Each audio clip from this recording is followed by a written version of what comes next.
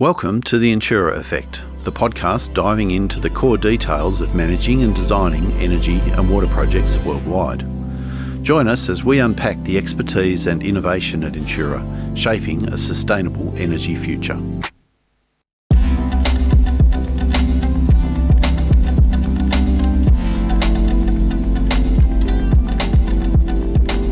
Hello and welcome to the Entura Effect podcast, where we explore the projects we work on, the effect on the communities we work in and the world in general.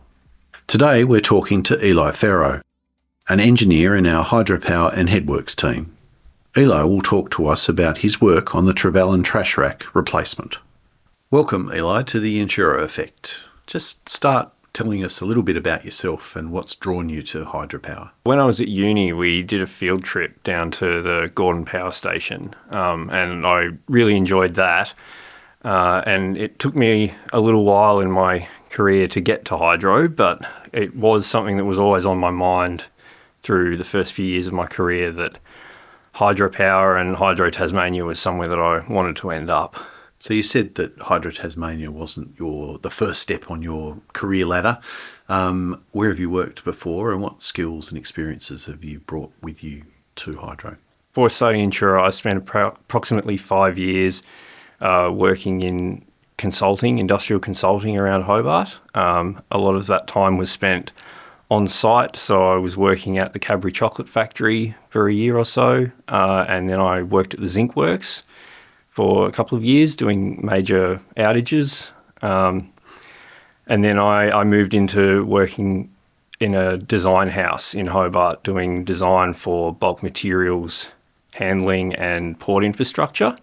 So through that experience, I gained a lot of knowledge in design and how to apply those designs in the real world by implementing them on site in factories. And so that experience has been very valuable for me at Entura and working with Hydro on their facilities.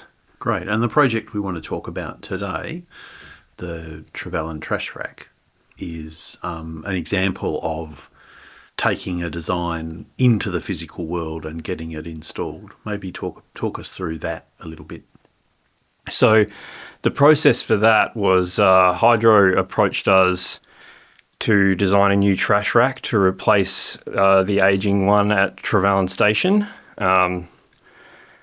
To develop that design, we started by modelling the existing trash rack and all of the concrete structure that is present in the lake. And from that, we were able to produce a model of a new trash rack to replace the existing one in the same position to extend its usable life for the station.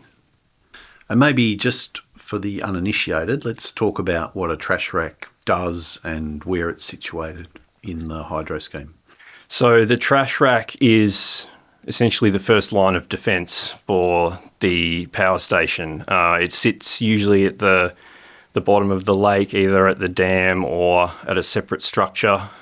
So it's where the water goes from the lake into the power station, and the trash rack is there to stop large logs and sticks and debris from travelling down the intake tunnel and making its way to the turbine where it would cause some damage. Great. And this particular trash rack, how far under the normal sort of water level is it located? Varies as the station operates and the lake level changes, but the bottom of it is roughly 18 metres down when the lake's operating at its normal level. So the project sounds pretty challenging. Talk us through some of the unique aspects of this particular project. The main unique aspect of this trash rack replacement over others was that the existing trash rack, there was no component of it that could be reused. So often in trash rack replacements, you're able to reuse existing concrete anchors or hold down bolts. In this case, we weren't able to reuse anything, so everything had to be replaced, which meant that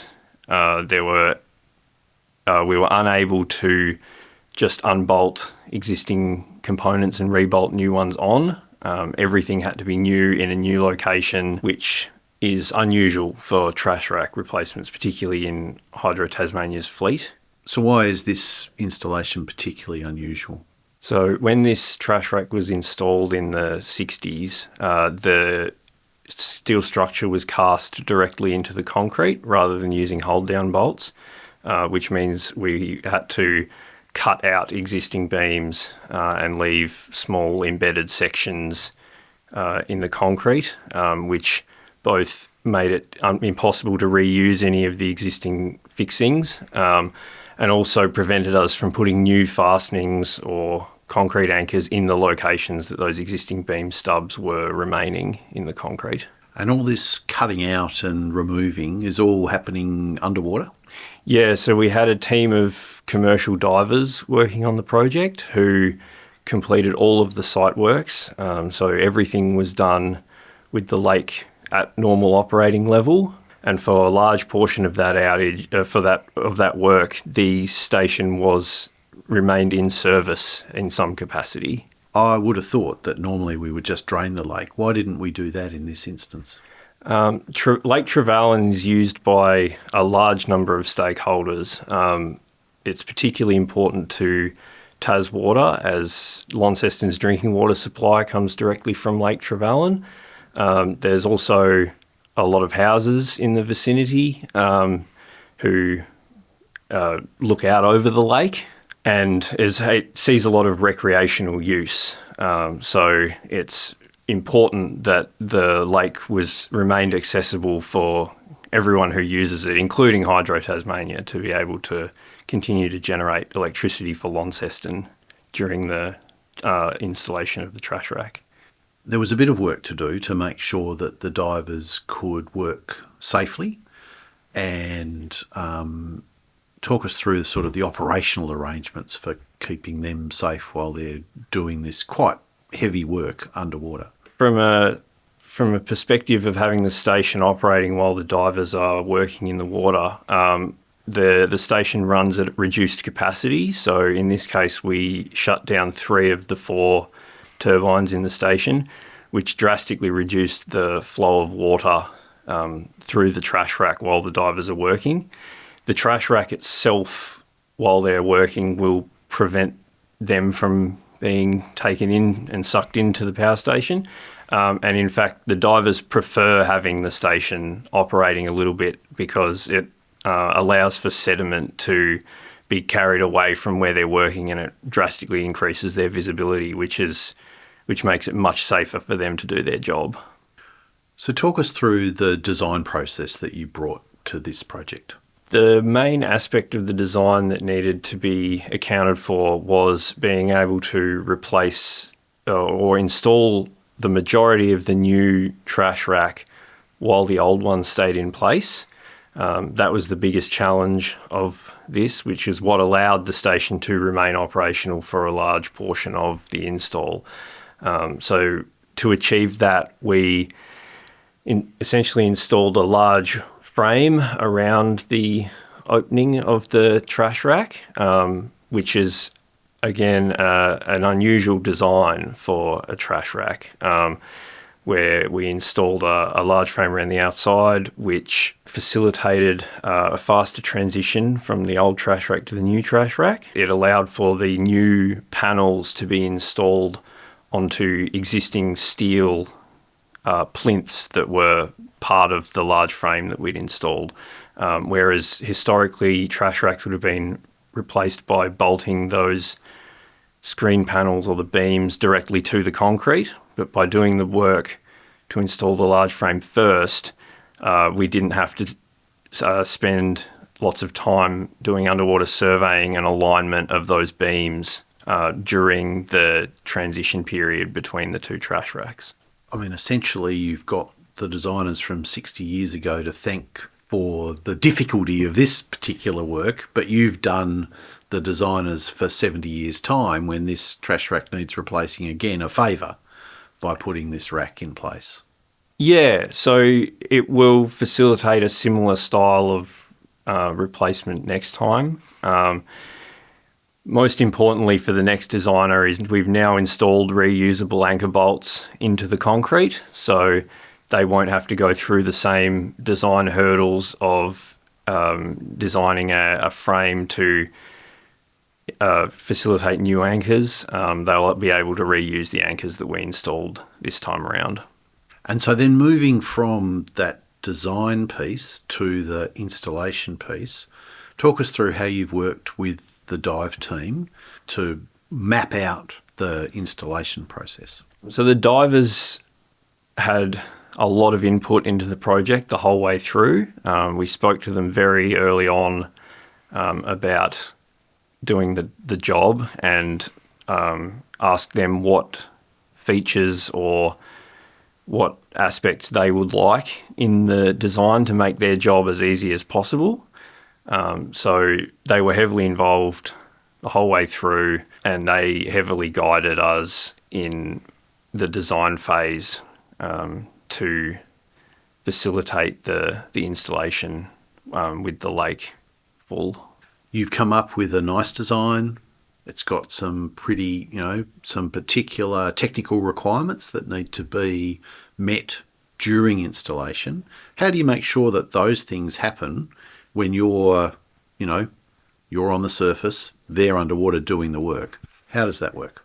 When the divers are in the water, they have a helmet camera and lighting attached to their dive helmet. That feed is fed to a TV screen essentially on the boat, where the dive supervisor will be watching the dive and providing dive instructions to the divers through a radio system that they use. So for us to confirm that everything's been assembled properly, the divers will take video footage where the diver will provide commentary on what it has been installed, and they'll show images of the finished product in video format that we're able to review and sign off that everything's been built properly. In the best case scenario is the engineer is sitting on the boat with the dive supervisor as they're conducting that inspection, so that we're able to ask them to repair anything or change anything that we think might need to be done. But that often isn't possible. So in that situation, we rely very heavily on the diver's ability to install things and their knowledge of what needs to be done. And then we review after the fact using video footage.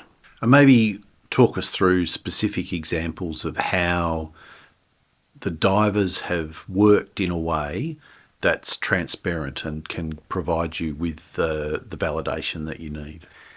So a great example of this is when tensioning bolts using a torque wrench. When doing that in a workshop, you listen for the torque wrench to click when the correct value is reached. Underwater, this is not really possible. The microphone's inside the helmet. It doesn't pick up the sound that the torque wrench is making.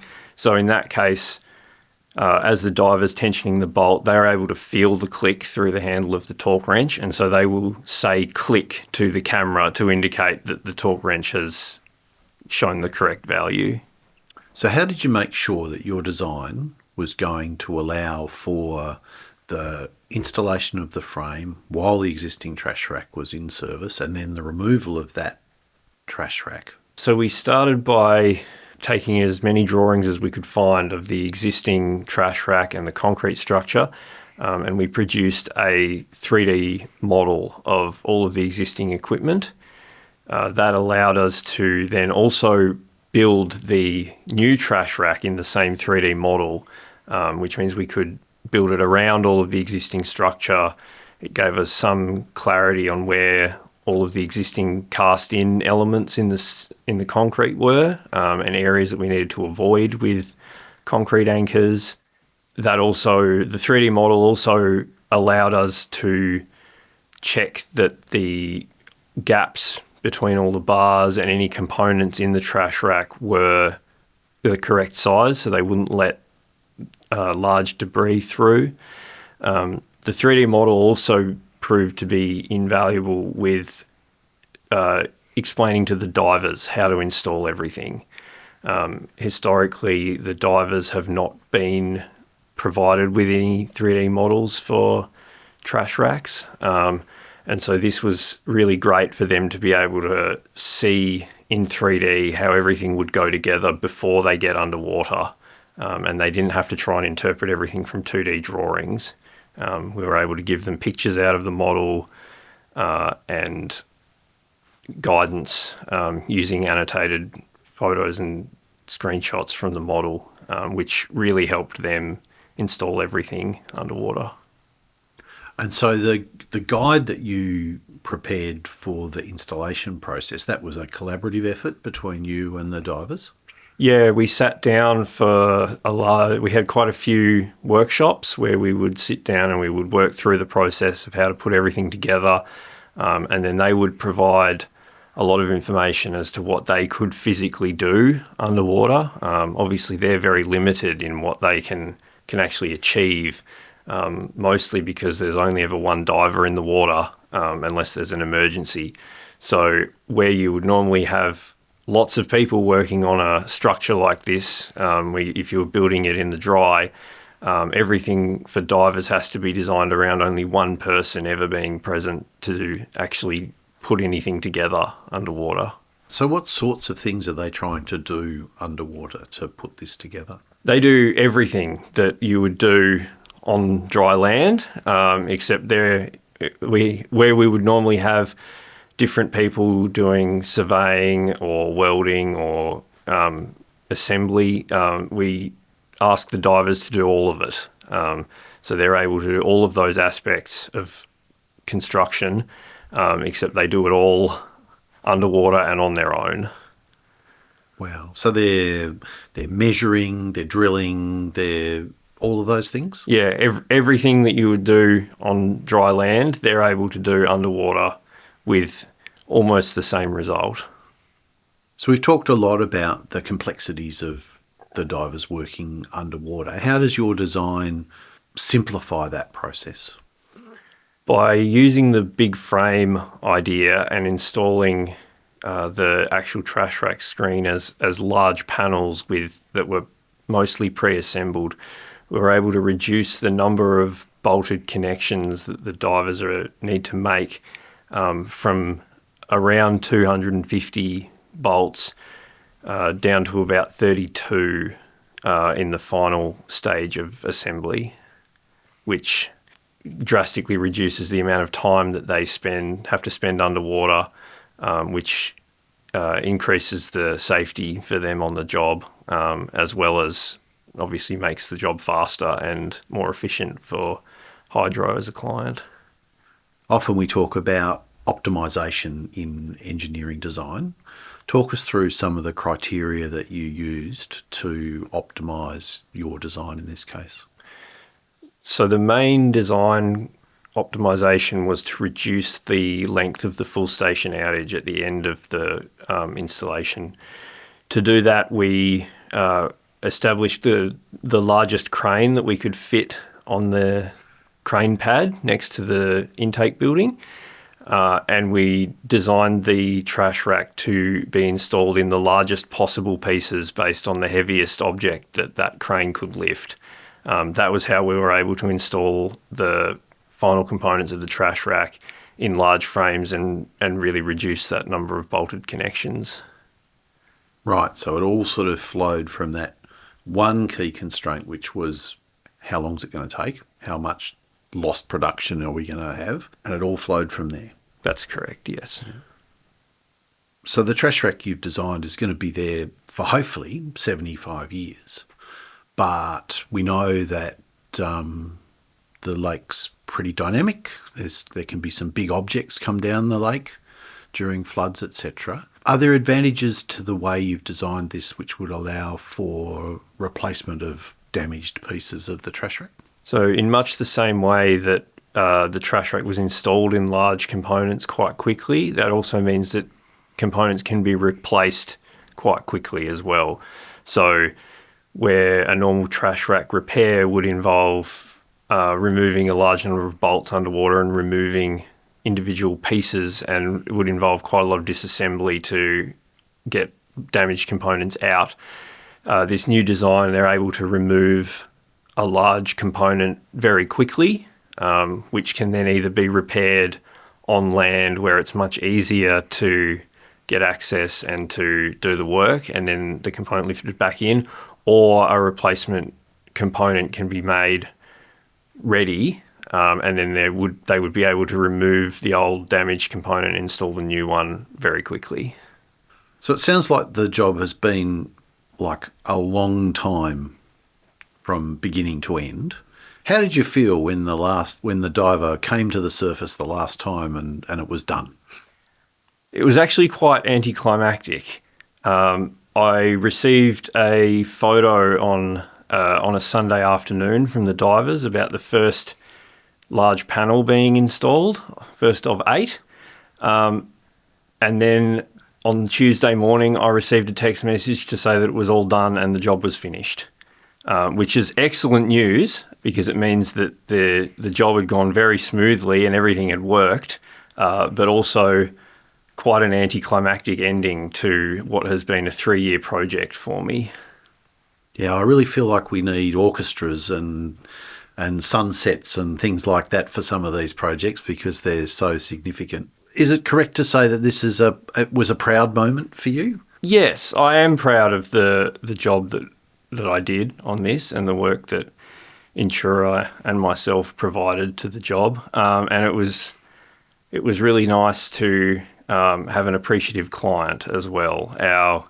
The project manager from Hydro Tasmania was very appreciative of the work that I'd provided to this project, and it was really good to have a client who would express that gratitude as well. Working through an engineering problem, it's not straightforward.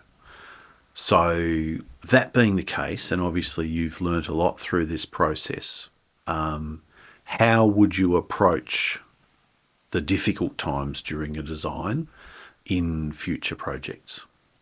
I think the best thing to do during a difficult time in a project is to just remember the goal and to continue to try and work towards the end goal of delivering a successful project for a client or whoever is asking you to do something. Yeah, I mean, I think that's right in my experience that, a project and a project team and the client for a project, we've all got a really clear idea of where we want to get to, and it's that continuing to work together through the difficult times that's important.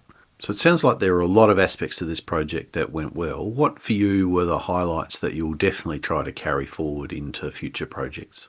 The main piece of feedback from the divers was that they were very happy with the level of detail that we'd included in our installation guide.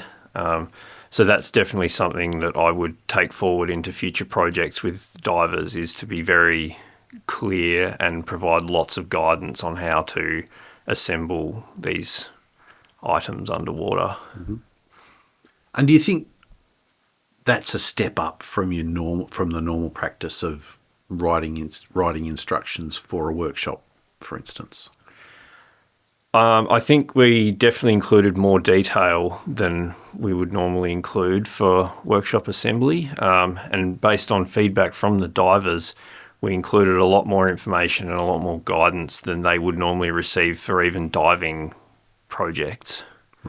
Well, that's been a really interesting discussion about the trash rack replacement at Trevallyn Dam. Thanks very much, Eli, for joining us on the Entura Effect today. No worries, it's been great to be here.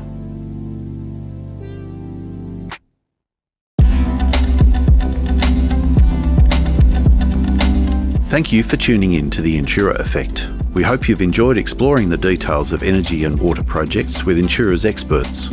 Subscribe, rate and review to stay connected, and visit entura.com.au or follow us on LinkedIn and Facebook for more. Until next time, this is Donald Vaughan signing off.